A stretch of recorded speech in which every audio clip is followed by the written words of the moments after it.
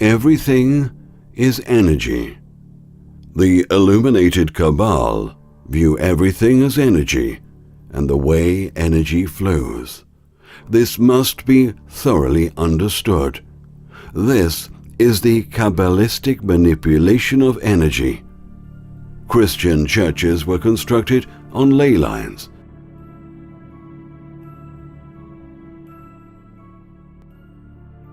Areas on Earth that have increased geomagnetic energy in order to increase the energy for their program, to sharpen our thoughts for stronger electrical output, and to affect the environment.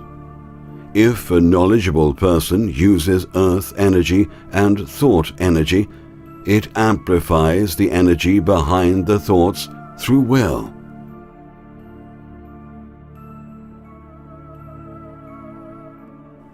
Christian churches were constructed to replace the pagan temples that were destroyed. Special rituals were performed at these energy crossings in the earth. Humans and animals were sacrificed to instill extreme fear in the victims.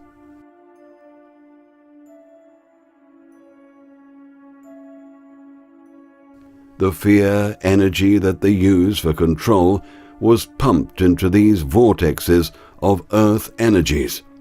This energy is magnified thousands of times and causes vibrations within the earth field, encircling the earth like a spider web. This is the very reason why Christianity has a huge influence on a lot of people.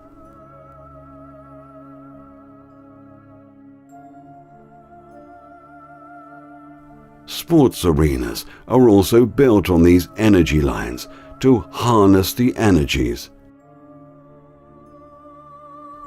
The highest levels of the Cabal have also built some of their castles on these lines.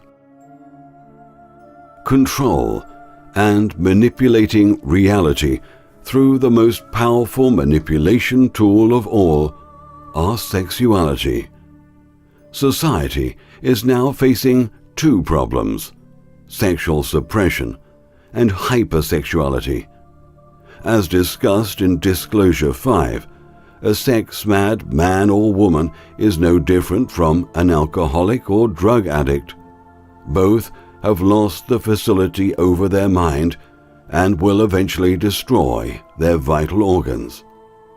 The Cabal-run media and the Cabal-run pornographic industry are over-sexualizing men, women, and especially young children to turn them into sex zombies, to destroy their creativity, when overindulgence becomes an uncontrollable addiction. The master will know how to convert sexual energy into creational energy. A balance must be obtained, and the use of sexual energies mastered. Sexual orgasm is the doorway to the power and advancement of the soul. It is the creative life force that liberates the Kundalini and is a direct threat to their agenda for enslaving humanity. By suppressing the second chakra, which is the sexual chakra, which keeps the Kundalini serpent bound in the base. In order for the Kundalini energy to ascend, and ascend safely, all of the chakras must be free and open. Because of the cutoff, there is no outlet, and humanity degenerates spiritually from generation to generation.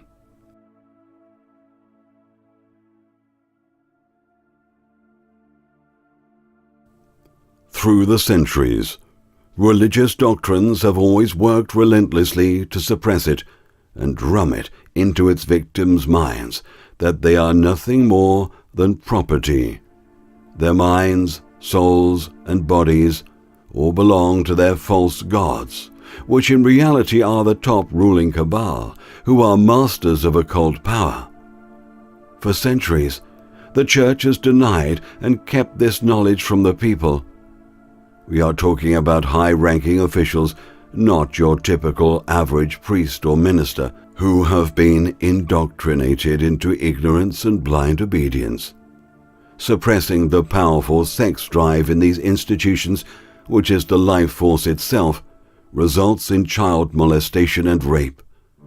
As part of the plan, it is important for the enemy to destroy this feminine energy, because once this feminine energy is completely passive, the intuition and higher consciousness are switched off and become dominated by the lower consciousness.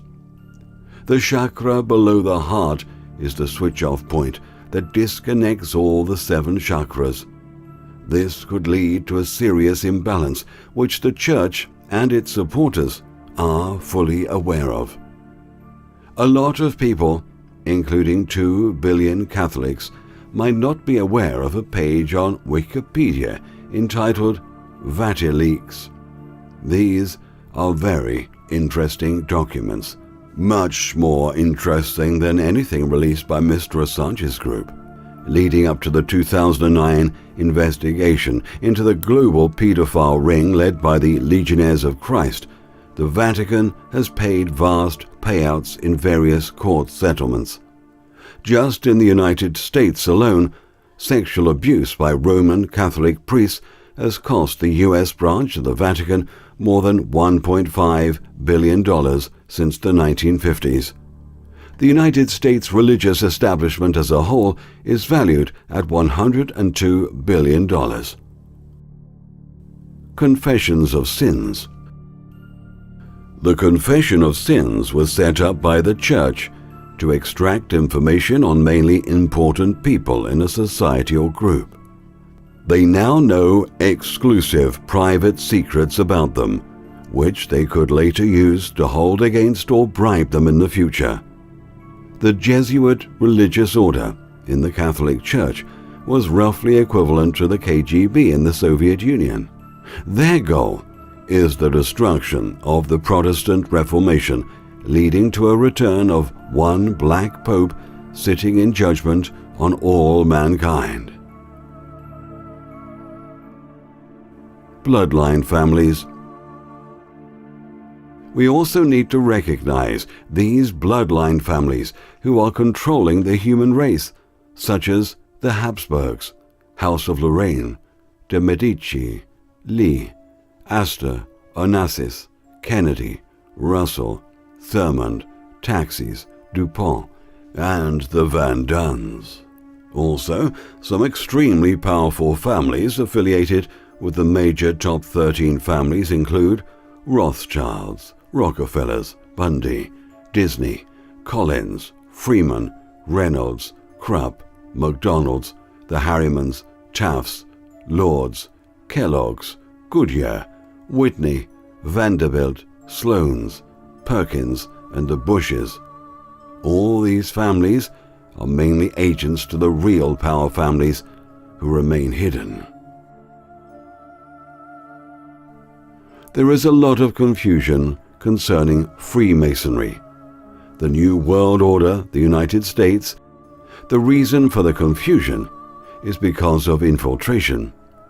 The original Freemasons were mainly responsible for establishing the United States of America, designing Washington, D.C., and many other U.S. cities where the architecture is specially designed and geographically arranged for a future goal, using occult knowledge, had a completely different idea of a new world order. This new world order that our founding fathers, whom were almost all respectable Freemasons, had in mind, was based upon true Luciferian principles. Remember, they corrupted and turned everything upside down and inside out. The goals of our forefathers, NWO, were to establish a free country where citizens could escape the severe repression of Christianity and learn the ancient secrets of the past for themselves without any fear of losing their lives. The United States was to be the new Atlantis and was meant to set a precedent for other nations of the world to follow in regards to spiritual knowledge, and to establish a free nation where each individual could become the best he or she could be. The other goals of this New World Order can be found in the original doctrines of the United States. Now, what's going on today with the present-day NWO is another story. In the US, it seems that George Washington was intelligent enough to recognize that this Illuminati sect, the coven hell-bent on chaos and creating a new world order which had been funded by the Duke of Coburg's family and friends, was not to the liking of George Washington. George Washington was also a Freemason. He attained his third and final degree at Fredericksburg Lodge, Virginia in 1753. The Cabal infiltrate every source of power they can. From the inside, they either gain total control or they seek to rot it out and destroy it through corruption. The NWO is a world slave state headed and run by these corrupt oligarchs.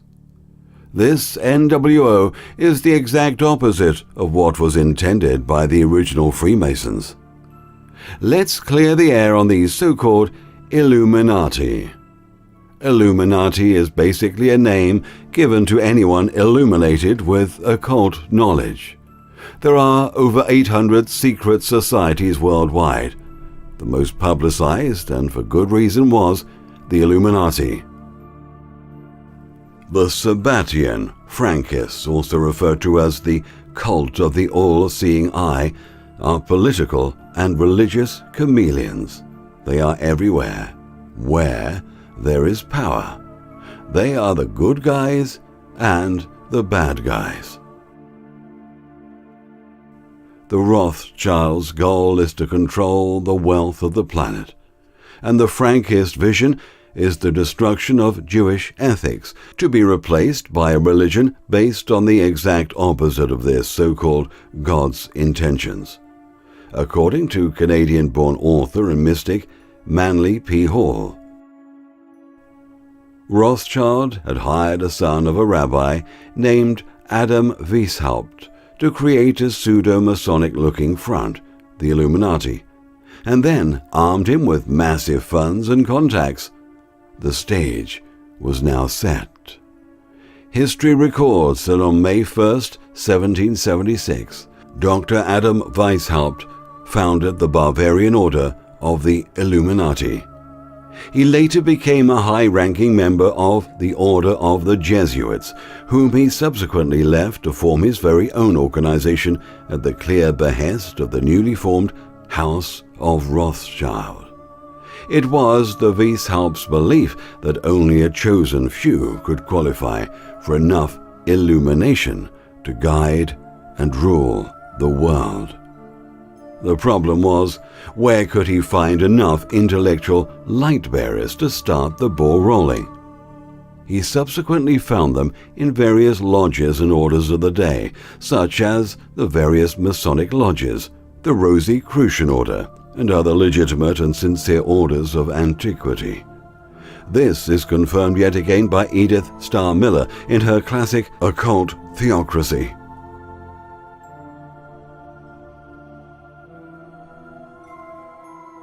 As the organization of the Illuminati developed, so did its ambitions, which ended in a plot to subvert Freemasonry to its aim of world domination by any and all means. After obtaining control of certain Masonic lodges, Weishaupt and his associates recklessly vaunted their growing power. Weishaupt's vision for a future world was a full-on communism with all possessions, even children, held in common. It is more interesting to learn that Karl Marx, whose real name was Rabbi Mordecai Levi, was not the real founder of the Communism World Revolution. Its true father was Adam Weishaupt, founder of the Order of the Illuminati. It was not long afterwards that the Illuminati membership included an abundance of oligarch banking families, including the Rothschilds, the Oppenheimers, the Wertheimers, the Schusters, the Speyers and Sterns. The first order of business for the Illuminati initiates was to manifest their prophesied Zion. Plans were set in motion for them to finally have their land of milk and honey. The opportunity for manifesting their Zion arrived with the Russian Revolution, which was financed by these oligarch bankers. The Bolshevik leader of the revolution, Lenin, contributed his plan for a centralized government that would be controlled by this oligarchy. After Lenin and his Illuminati cohorts raised their flags at the end of the Russian Revolution, their new communist government emerged with these oligarchs occupying at least 75% of its highest positions. 60 million Christians were murdered, many of them murdered in an organized system of camps run by these oligarchs.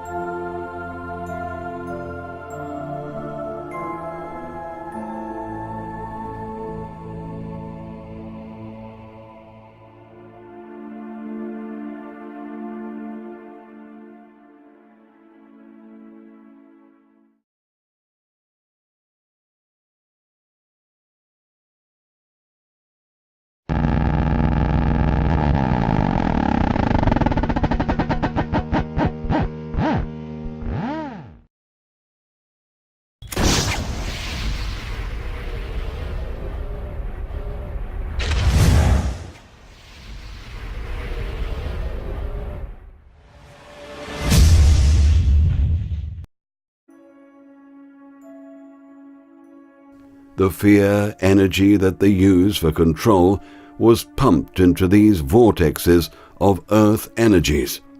This energy is magnified thousands of times and causes vibrations within the earth field encircling the earth like a spider web.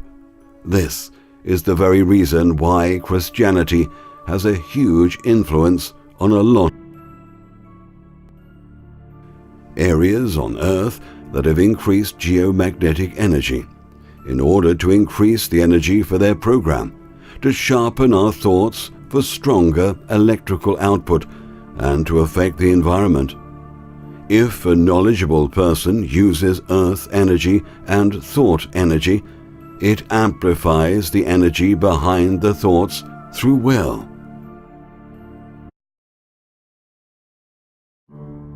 Everything is energy. The illuminated Cabal view everything as energy and the way energy flows. This must be thoroughly understood. This is the Kabbalistic manipulation of energy. Christian churches were constructed on ley lines.